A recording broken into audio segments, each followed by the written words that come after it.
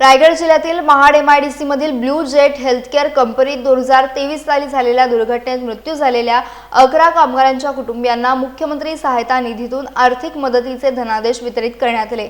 महाड प्रांत कार्यालयात आयोजित कार्यक्रमात मंत्री भरत गोगावले यांच्या हस्ते मृत कामगारांच्या कुटुंब प्रमुखांना प्रत्येकी 5 लाख रुपयांचा धनादेश सुपूर्द करण्यात आला।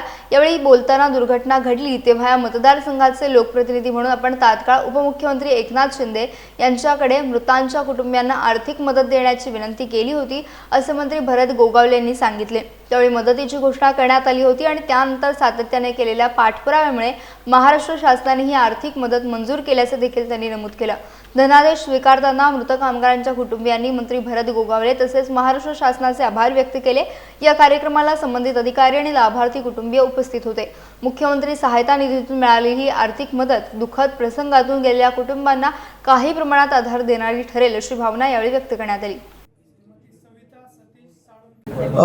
3 नोव्हेंबर 2023 ला एक मोठा अपघात झाला होता। कंपनीमध्ये स्फोट होऊन त्यावेळेला 11 कामगार जळून मृत्युमुखी पडले होते आणि त्यावेळेला मी उद्योगमंत्री उदय सामंत आले होते, आमचे तहसीलदार होते, प्रांत सगळेच आमचे अधिकारी वर्ग होते आणि त्यावेळेला आम्ही मागणी केली होती की यांना 5-5 लाख रुपयाची भरपाई द्यावी आणि कंपनीकडून जी काय मिळेल ती।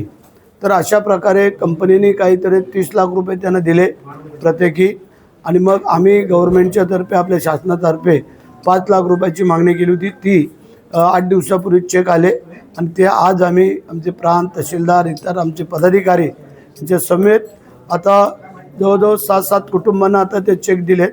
बाकी 4 कुटुंब राहिलेले आहेत, काही बाहेरचे आहेत, UP बिहार मध्य प्रदेशचे, त्यांना बोलून हे चेक देतील आणि आम्ही आमचं कर्तव्य पार पाडलेलं आहे।